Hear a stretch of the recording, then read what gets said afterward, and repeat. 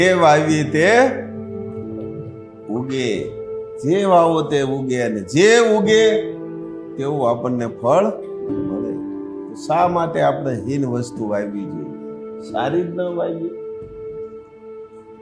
બે વસ્તુ પડી છે ને. કોના હાથમાં છે? જીવાત્માનો ઉદ્ધાર કરી લઈ, ફરી ફરી આ તક મળશે નહીં.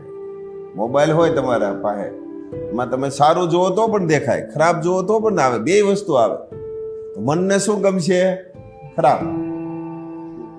અને બુદ્ધિને સારું. આપણે બુદ્ધિને ગમે તે કરો, જેથી તમે ક્યાંય પણ કોઈ ભૂલો તમારી થશે નહીં. વિચારો પણ સારા તમારામાં આવવા મળશે, પોઝિટિવ આવવા મળશે.